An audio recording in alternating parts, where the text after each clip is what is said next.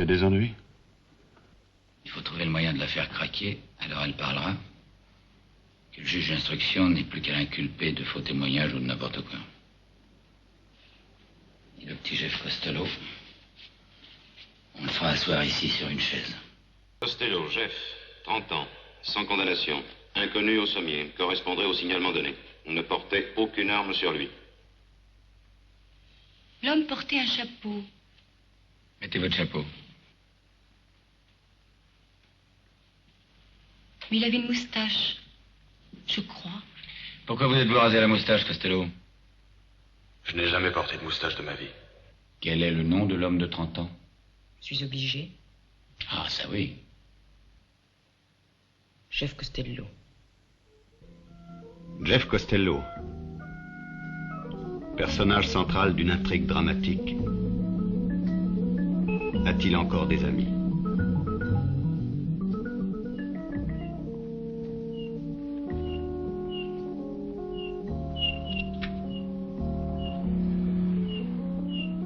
Le Samouraï, un film de Jean-Pierre Melville. Raccrochez-le. Allez. Le Samouraï, interprété par Alain Delon, François Perrier, Cathy Rosier et Nathalie Delon.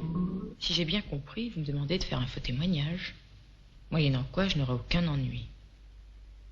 Parce que si je maintiens la vérité contre vous, alors là je peux m'attendre à en baver. C'est bien ça?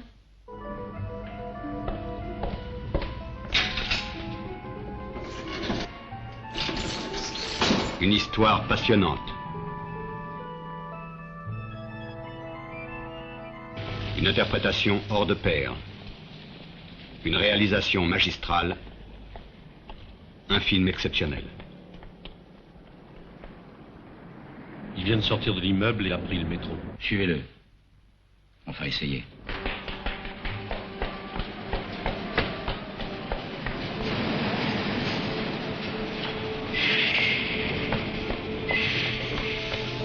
Le Samouraï, un film de Jean-Pierre Melville.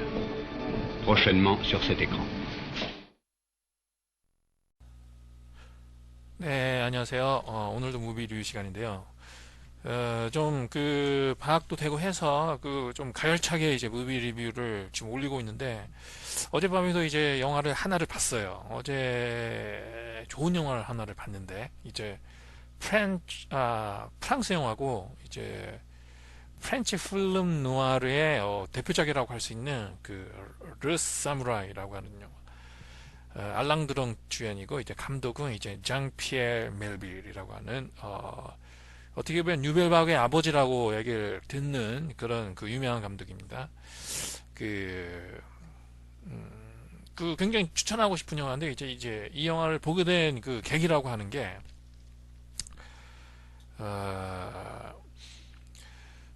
제가 지금 살고 있는 라스크루세스에서 이제 DVD를 이렇게 빌려서 볼 수 있는, 공짜로 볼 수 있는 장소가 이제 두 군데가 있어요. 이제 무비 리뷰를 올릴 때마다 이제 둘 중에 하나에서 이제 DVD를 빌렸다, 이렇게 얘기를 하면서 이제 말씀을 드린 이렇게 무비를 시작을 하는데, 이제 가끔가다 이제 뭐 이렇게 웹 이런 데에서 이렇게 보기도 하고 뭐 이렇게 하지만, 이제 거의 99%가 이제 두 군데, 이렇게 하나가 이제 우리 학교 도서관, 이제 제가 학생이기 때문에 뭐 이렇게 공짜로 빌릴 수 있고, 거기도 이제 DVD 컬렉션이 좀 돼요. 그렇게 많지는 않는데, 아무래도 이제 학교 도서관에 비치되어 있는 이제 영화이기 때문에 그나마 좀 수준 되는 영화들이 비치가 되어 있다라고 하는 게 고마운 거죠. 그냥 예를 들어서 그 정도 숫자의 DVD가 있는데, 그냥 이제 그게 비디오 가게다라고 하면은 이제 볼 게 없는 거죠. 저 같은 경우에는. 학교 도서관이 있고, 또 하나가 이제 학교 도서관보다 훨씬 많은 영화가 비치되어 있는 것이 라스크루스에서 시립 도서관이에요. 굉장히 제가 보기에도 만족할 만한 이제 DVD, 수적으로도 굉장히 만족할 만한 이제 DVD가 이제 비치가 되어 있고, 또 굉장히 falling 필름이라든지 아트 필름이라든지 그런 것들도 굉장히 많아요. 아무래도 시립 도서관이기 때문에 이제 뭐 이렇게 오락 영화 그런 것도 있어요, 있긴. 이제 그런 것도 있지만은 야, 이런 영화도 있네라고 하는 것들을 많이 비치가 돼 있어요. 그리고 이제 그 DVD 이런 것들도 그 직간접적으로 이제 계속 비치를 그 하고 있는 것 같아요. 이제 그 얼마 전에 안 봤었는데 이런 영화도 있네, 이런 것도 있거든요. 그 물론 그간 어떤 사람들이 이렇게 빌려 갔었기 때문에 뭐 없을 수도 있겠지만은 이 영화는 그렇게 많은 사람들이 알고 빌려갈 것 같지 않다라고 하는 게 갑자기 눈에 띄었을 경우에는 아마 새롭게 이제 들여놓은 어떤 DVD 이렇게 나는 해석을 하거든요. 그런 것도 이제 계속 그 눈에 띄는 거 보니까 그런 DVD의 그 편수를 늘려가는 작업을 이제 그 계속 하고 있다라고 하는 것도 이제 좋은 거죠. 그래서 이제 그 야, 이거 뭐 다 봤으니까 뭐 그렇게 하기까지는 꽤 시간이 될 것 같아요. 언제 그 이 도시를 떠나지는 잘 모르겠지만은 그렇게 되지는 않을 것 같아서 그런 의미에서는 그 굉장히 문화적 혜택을 잘 받고 있는데 이제 그 라스크루스에서 그 시립 도서관 쪽에서 이 르 사물라이는 빌렸거든요. 이 르 사물라이를 이제 그 릴리스를 한 이제 DVD 그 회사가 이제 크라이텔리언 컬렉션이라고 해가지고 내가 굉장히 좋아하는 그 DVD 그 컴퍼니예요. 커플레이션이에요. 그 굉장히 그 유럽이라든지 일본이라든지 그런 그 수준 높은 그 아트 필름을 굉장히 고급스럽게 이제 그 리마스터링 하고 다시 그 오리지널 그 뭐 이렇게 복원 같은 걸 한다든지 이제 오리지널 가깝게 이렇게 만든다든지 이렇게 해서 이 북렛 안에 있는 어떤 그 책자 같은 경우에도 굉장히 고급스럽게 해서 이렇게 내놓는 이제 아트 필름 DVD 컴퍼니가 있거든요. 이 클라이텔렌 컬렉션에서 나온 어떤 DVD는 라스크루세스 도서관에도 그 시립 도서관에도 많이 있고요. 그리고 이제 그 우리 학교 도서관에도 많이 비치가 되어 있어요. 그렇기 때문에 이제 그런 그 수준 높은 영화를 좀 비치를 해야 된다라고 하는 곳, 소위 말해서 이제 지역 도서관이라든지 그 대학 도서관 이런 데에서는 굉장히 그 덕을 보고 있는 그런 이 DVD 그 회사 같이 느껴져요. 그러니까 이제 그 뭐 이렇게 비디오 발매하고 뭐 이런 것도 뭐 이렇게 그게 장사가 될까라고 하는데 그 확실한 어떤 커스터머라든지 어떤 전략을 세울 것인가 라고 하는 것에 따라서 그 새로운 어떤 그 이 영역을 개척할 수 있는 뭐 그런 것도 있는 그 크라이언 컬렉션이라고 하는 어떤 그 이제 컴퍼니를 통해서 그런 좀 느낌이 들거든요. 그런 식으로도 가능하구나. 비디오 가게라든지 DVD 가게가 더 이상 없다. 그래서 DVD를 뭐 이렇게 해봤자 뭐 이렇게 되겠느냐 이렇게 얘기를 하지만은 그런 식으로 했을 경우에는 도서관 같은 경우에는 비치를 하거든요. 그런 DVD를 수준 높은 DVD를 계속 비치를 하거든요. 그러면 이제 비디오 가게는 상업적인 어떤 커스텀을 찾는 게 아니라 교육기관이라든지 그런 식의 어떤 커스텀을 대상으로 해서 이제 그 DVD 회사를 뭐 세운다. 뭐 이런 것도 굉장히 좋은 아이디어 아닙니까? 예. 그 크라이테리언 컬렉션에서 나왔어요, 이 영화가. 그래서 이제 사실은 라스크루세스 시립 도서관에 갈 때마다 이거를 가끔가다 이렇게 봤었거든요. 이게 이런 영화 있네. 그런 기억이 나요. 그런데 쉽사리 이거를 꺼내가지고 빌려서 봐야 되겠다라는 생각은 이제 그 안 들었었는데 이게 그 보게 된 계기가 뭐냐면은 사실은 그 이번 학기도 끝났지만 그 이번 학기 동안 그 제가 그 논문 마지막 학기였기 때문에 그것을 그 집중을 하느라고 그 수업을 하나밖에 안 들었습니다. 수업을 하나 들은 게 뭐냐면은 이제 Teaching of Psychology라고 해서 이게 그 심리 어떻게 얘기하냐 그 심리학 강의 그렇게 하면 되겠네. 심리학 강의라고 하는 이제 그 코스를 들었거든요. 그러니까 심리학이라고 하는 학문을 어떤 식으로 이제 학부생들이 가르치는가라고 하는 어떤 그 테크니컬한 면을 이제 다룬 그런 그 수업을 한 학기 동안 이렇게 들었는데 이제 거기 대학원 이 수업이다 보니까 그 학생이 저 빼고 이렇게 3명, 4명, 5명이었다가 한 명은 이제 위스드로를 하는 바람에 그 중간에서 나가더라고요. 좀 못 따라갔었는지. 그러니까 막 이렇게 결국 이제 4명 하고 이제 선생, 이렇게 교수 이렇게 해가지고 5명 이렇게 수업이 됐었어요. 그렇기 때문에 이렇게 미국 뭐 아시겠지만 뭐 이렇게 미국 수업은 이렇게 학부 수업도 이제 많이 토론 같은 걸 많이 하고 대학원 이렇게 되면 더 많이 할 거 아닙니까? 거기에다가 이제 학생이 4명밖에 없다라고 하면 더 활성화될 거 아닙니까? 그런 의미에서 이제 뭐 이렇게 토론 뭐 이런 식의 이게 수업이 되다 보니까 말을 많이 할 거 아니에요, 그 학생들이. 그래서 이제 저 빼고 이제 3명의 학생이 있는데 이제 그 학생들의 어떤 그 캐릭터라든지 개성이라든지 이런 거를 배울 수 있는 어떤 그 기회가 된 거죠, 이 수업이. 이제 그 중에서 이제 한 학생이 있었어요, 남학생. 이제 저 빼고 이제 남학생 하나, 여학생 2명인데 그 남학생. 제가 그 학생이 좀 팬이에요. 이렇게 비공인 팬이에요. 그런 얘기를 이제 한 적은 없는데 이제 개인적으로 나는 그 학생의 팬이라고 생각을 하거든요. 그 미국 학생이에요, 물론. 근데 이제 이름이 레스네임이 이렇게 마르크칙이라고 해서 확실히 이제 폴란드계 서네임이에요. 이름이에요. 근데 이제 얼굴 생긴 걸 보니까 이게 조금 이탈리아 사람 내지 뭐 아랍 사람도 될 수 있고 뭐 약간 그렇게 좀 이렇게 지중해 사람 좀 비슷하게 생겼거든요. 그러니까 검은 머리에다가 이제 좀 그래요. 그러니까 좀 이렇게 영국 사람이라든지 독일 사람 그런 식으로 제가 생기질 않아서 이제 폴란드가 바로 독일 옆에 있거든요. 그러니까 폴란드 사람들 뭐 제가 뭐 물론 다 다양성이 있죠. 폴란드 사람이 다 똑같은 건 아니지만 근데 이제 이렇게 보통 폴란드 사람이라고 하는 이제 그렇게 생기지는 않았어요. 그래서 도대체 그래가지고 이제 페이스북이 있길래 페이스북을 봐서 이제 아버지 사진이 있길래 아버지 사진을 보니까 폴란드 사람처럼 생겼어요. 그러니까 아버지 상을 따를 거 아닙니까? 그래서 결국은 조금 이렇게 약간 머리가 검고 이렇게 된 게 조금 아랍 사람이나 이탈리아 사람처럼 생긴 게 어머니 쪽이 좀 그런 쪽이 아닐까라고 해서 조금 체크를 해보니까 어머니가 프랑스 사람인 것 같아요. 프랑스 사람. 그러니까 프랑스 사람들 얼굴이 다양하거든요. 그리고 이제 이탈리아계 뭐 스페인계, 그러니까 프랑스 남부 쪽으로 하면 스페인계, 스페인의 국경이 다 있기 때문에 스페인 사람처럼 생긴 프랑스 사람들도 있고 또 이제 노스 유럽 이런 쪽에서는 많이 이민을 왔었기 때문에 완전히 프랑스 사람이지만은 이제 쭉 할아버지 뭐 이렇게 쭉 하다 보면은 이제 노스 유럽이 아니다. 노스 아프리카. 북아프리카에서 이제 온 그런 계통도 있고 막 그래서 그런가 보다라고 저는 생각을 했었어요. 그러니까 왜 그 학생 팬이냐면은 그 학생이 소위 말해서 이렇게 제가 명명을 하자면 인텔렉츄얼 레벨 이런 타입이에요. 그러니까 좀 너무하다 싶을 정도로 기존의 생각이라든지 교수의 생각 이런 거를 챌린징을 잘합니다. 근데 굉장히 머리가 좋아요. 굉장히 머리가 좋고 굉장히 또 말을 잘해요. 그래서 이제 굉장히 많이 이번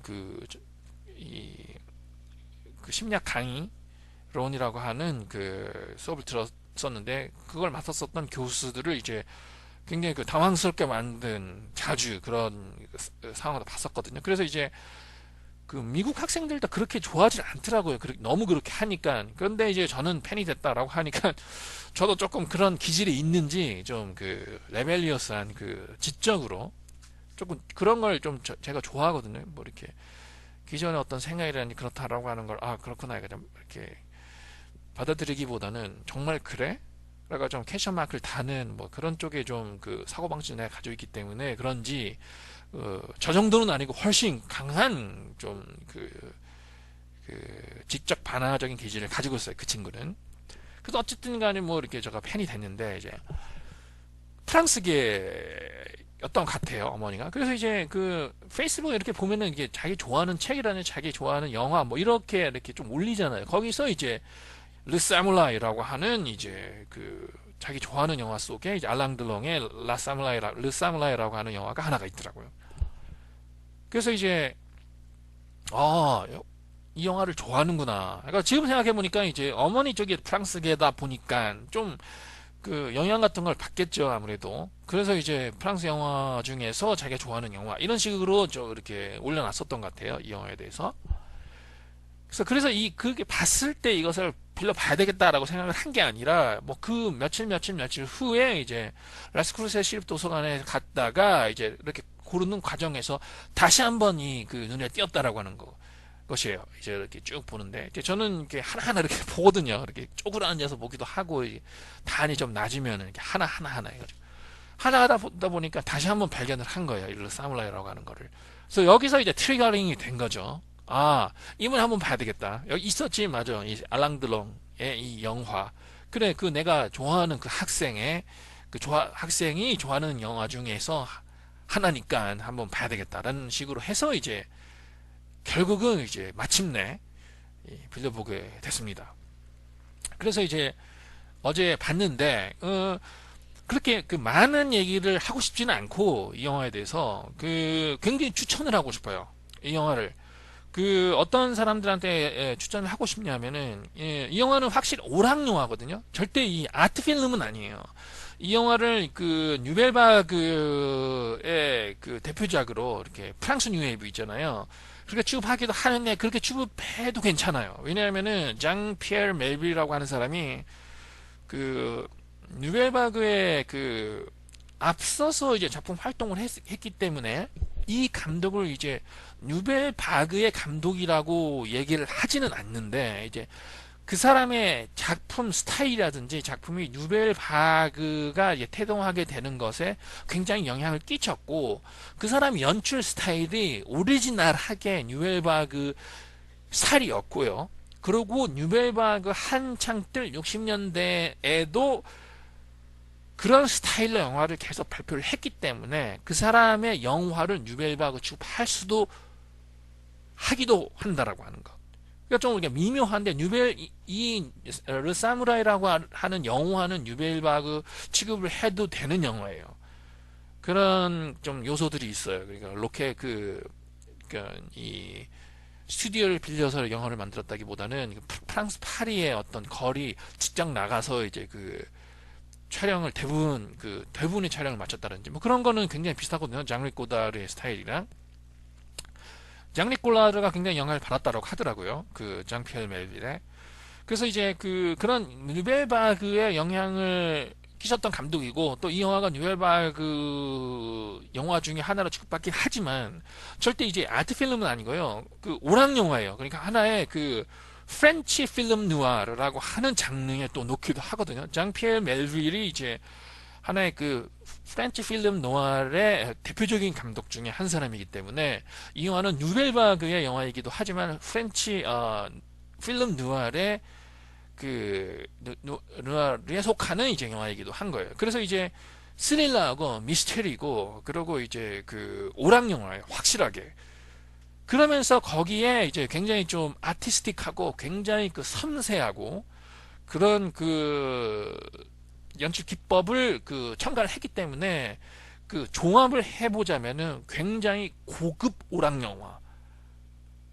영화로서 이제 맛볼 이제 가치가 있다라고 하는 것. 그런 의미에서 오락 영화를 좋아하지만은 좀 수준 높은 좀 오락 영화를 보고 싶다라고 하는 사람들한테는 굉장히 추천을 해주고 싶어요. 그러니까 굉장히 잘 만들었어요, 영화를. 질적으로. 어제 영화 평을 해드린 장고, 이런 영화는 오락 영화예요. 오락 영화인데 그냥 거의 보면 이제 얼랑뚱땅 만들어서 굉장히 프로듀서가 돈 벌고 싶어 했네, 이런 느낌이 나는 오락 영화거든요. 소위 말해서 이제 C급 오락 영화라고 말할 수 있고, 이 라사무라이 같은 경우에는 오락 영화이면서 특급 오락 영화.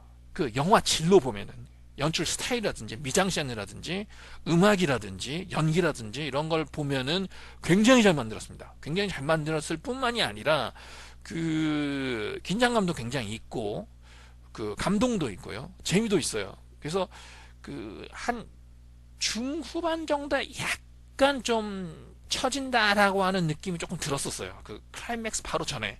근데 그런 게 이제 제 개인적인 좀 취향인 것 같고, 저는 이제 90분 조금 넘으면은 그때부터 약간 이제 지루해지는 그런 좀 성격이라고 해야 되나, 성향이라 그런 게 있어서 조금 이 영화도 한 100분 정도 되거든요. 102분인가 되는데 그 시점에서 조금 지겨워졌다가 이제 또 클라이맥스에서 굉장히 또 좋았어요. 좋았기 때문에 그 부분을 빼고는 굉장히 몰입을 하고 재밌게 봤거든요.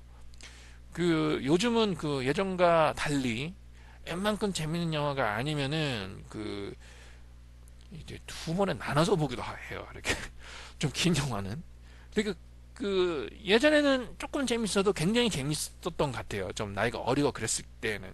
근데 영화를 너무너무 이렇게 많이 보고 이렇게 나이가 들다 보니까 그런 좀 순수한 감동이라든지 순수한 재미라고 하는 걸 더 이상 느끼지 못하는 거죠. 그래서 이제 그렇게 재밌지 않고는 그 조금 이렇게 보다가 아유 좀 딴 일 해야 되겠다라고 해서 한 시간 정도 보다가 그 다음 날에 보기도 하거든요. 그러고 이제 무비를 올리고 이렇게 하는데 이 영화는 그 스트레이트로 봤습니다. 그럴 정도로 이제 그 재밌게 봤고요. 재밌게 봤습니다. 근데 그런 의미에서는 굉장히 그 해주고 싶은 그 작품이고 이렇게 그 평가를 해주고 싶은 작품이고 그리고 이제 알랑드롱의 연기가 굉장히 좋다라는 식으로 이제 그 정보를 통해서 이제 그 알았는데 실제 이제 초반에는 조금 이제 대사 이런 게 워낙 없기 때문에 도대체 그 좀 이렇게 뭐 이게 연기하는 건가 좀 싶었거든요. 초반에는 알랑드롱이. 근데 이제 마지막 영화 끝나고 이제 막이 내려갔을 때는 좀 박수를 치고 싶었어요. 알랑드롱의 연기에 대해서. 그래서 이제 이 영화가 이제 장피엘 멜빌의 굉장히 그 대표작이기도 하지만은 그 알랑드롱에 의한 알랑드롱을 위한 영화다라고 말할 수도 있어요. 그 알랑드롱 이렇게 알랑드롱 이 배우는 이제 그 동양권에서 이제 굉장히 유명했죠. 그리고 이제 70년대, 80년대 한 중반 정도까지는 가장 잘생긴 배우다, 가장 잘생긴 남자다. 라고 하는 어떤 그 표현을 할 때 이제 알랑드롱이라고 하는 얘기를 많이 했었거든요. 우리 때만 해도. 이제 알랑드롱이 이제 내 세대 배우는 아니에요, 사실은. 내 세대 배우는 오히려 헬리슨 포드라든지 이런 사람들이 이제 내 세대 배우인데 알랑드롱은 벌써 50년대 후반부터 활동을 했었고 60년대에 이제 전성기를 보냈었기 때문에 사실은 제 세대 이제 배우는 아닌데 그 제 세대 때까지만 해도 이제 알랑드롱이라고 얘기를 하면은 가장 잘생긴 남자의 이제 그 대표적인 어떤 존재로서 이제 많이 이제 그 쓰여졌었던 그런 배우였거든요. 이제 그 알랑드롱을 좋아하는 사람 아직도 있을 거 아닙니까? 알랑드롱을 아는 사람이 있고요. 근데 이제 알랑드롱을 알지만은 이 영화를 안다라고 하는 사람은 알랑드롱 아는 사람보다는 적으리라고 저는 생각을 해요. 그렇기 때문에 이제 알랑드롱을 좋아한다, 알랑드롱에 관심이 있다라고 하는 사람은 꼭 보셔야 된다라고 하는 생각을 합니다. 굉장히 그 좋은 연기를 펼쳐요. 굉장히 좋은 연기를 펼쳐요.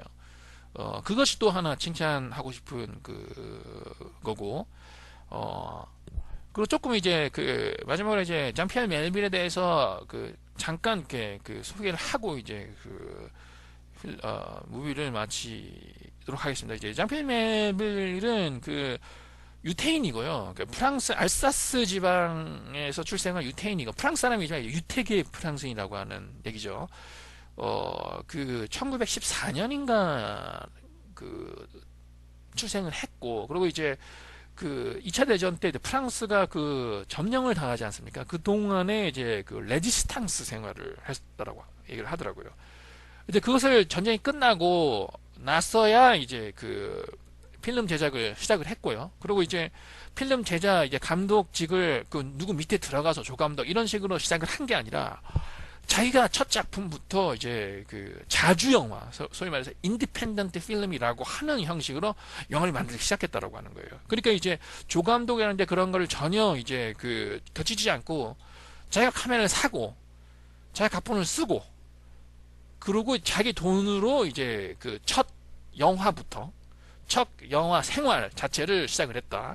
그리고 그런 작품, 첫 작품, 둘째 작품부터 이제 굉장히 인정을 받기 시작했다. 그런 감독입니다. 그래서 이제 이 사람 얘기할 때 아까도 말씀드렸지만은 뉴벨바그에 굉장히 그 영향을 끼친 감독이다. 뉴벨바그 이전에 벌써 인정을 받고 작품 활동을 했었기 때문에 뉴벨바그가 이렇게 만들어낸 그런 감독이다라는 식으로 얘기가 되진 않지만 뉴벨바그에 영향을 끼쳤기 때문에 뉴벨바그의 그 아버지적인 감독이다라는 식으로 이제 평가가 되고 또 이 감독이 13개인가 14작밖에 이제 그 감독을 안 했어요. 그 제작 만들지 않았어요. 영화를. 그 이유가 이제 1973년에 55세 정도 됐었을 나이인데 심장마비를 일찍 타결을 했어요. 그러니까 55세 정도면 그래서 장르 꼬다르 같은 경우는 여전히 지금 살고 있는 걸로 알고 있거든요. 아직 타결 안 했습니다. 장르 꼬다르. 그리고 이제 지금도 간간히 영화 감독을 하는 거 보니 감독을 해요. 그러니까 그 사람이 창작 의욕만 있고 그리고 이제 컨스탄트하게 그래도 이제 프로듀서한테 이제 불립을 맞을 만큼 이제 작품을 불릴만큼의 이제 레퓨테이션 명성만 있다면은 계속 할 수 있다라고 하는. 그러니까 55세 정도 이렇게 이후면 앞으로 이제 20년 정도를 더 75세까지라고 해도 이제 20년 정도를 더 할 수 있는 거 아닙니까? 그런 의미에서 이제 편수가 좀 적고요. 13 작품의 굉장히 상당수의 작품들이 필름 누아르, 프렌치 필름 누아르의 이제 장르에 속하는 영화들이에요. 그래서 이제 뉴벨바그에 연관된 감독이기도 하지만 프렌치 필름 누아르의 감독으로 이렇게 설명되기도 하고요. 거기다가 덧붙여서 이제 인디펜던트 필름이라고 하는 식의 영화 제작을 했기 때문에 그런 의미에서도 이제 의미 있는 감독이에요. 그러니까 메이저 회사에 이제 고용이 돼서 영화를 만들었다든지 그런 감독이 아니라 자기가 이제 감독으로서 제작자로서 처음부터 영화를 만들 기회가 있다라고 하는 의미에서 이제 인디펜던트 필름에 또 이렇게 아버지격 이런 식으로도 해석할 수 있고요. 그리고 이제 1966년에 자기가 만들어 놓은 스튜디오 및 회사가 화재로 인해서 이제 전소가 됐어요.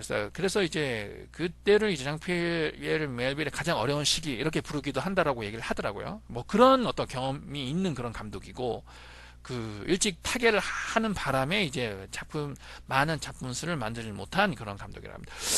솔직히 장피에르 멜빌이라고 하는 감독에 대해서 이름은 어렴풋이 들어왔다 정도였어요, 저도. 그래서 이제 이 영화를 보고 이제 르 사무라이라고 하는 영화를 굉장히 재밌게 봄으로 해서 관심을 가지게 됐고요. 그리고 이제 무비를 하기 전에 이제 인터넷을 통해서 좀 리서치를 했습니다.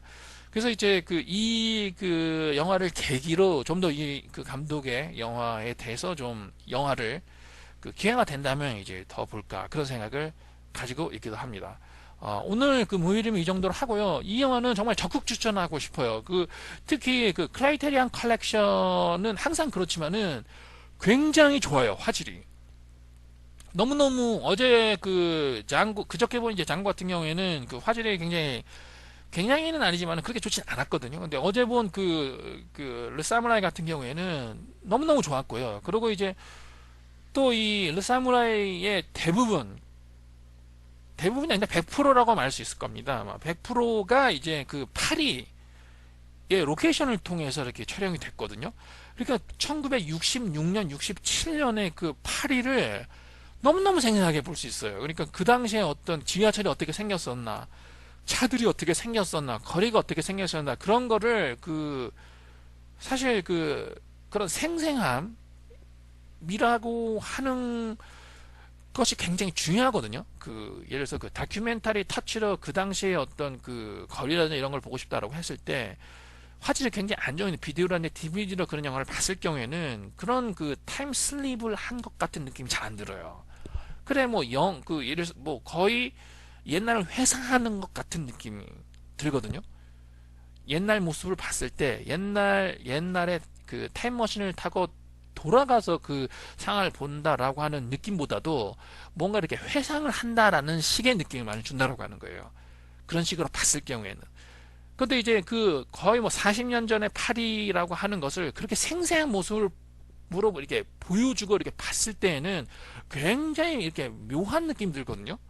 정말로 그 당시 파리에 타임슬립을 해가지고 그 당시 파리를 보고 있는 것 같은 그런 느낌을 주는 그런 것을 줘요. 이렇게 그 화질이 좋으면 이제 그런 식으로 굉장히 그 재밌게 본 영화가 그런 식의 감으로도 이렇게 굉장히 재밌게 본 영화가 얼마 전에 그 티파니에서의 아침을 그 이것도 굉장히 그 화질이 굉장히 좋았어요. 굉장히 좋았고 이제 티파니에서 아침을 같은 경우에는 이제 하리우드 영화다 보니까 그 많은 그 장면들이 이제 스튜디오에서 촬영이 됐거든요. 근데 이제 그 배경이 뉴욕이다 보니까 뉴욕 로케이션을 그래도 많이 했어요.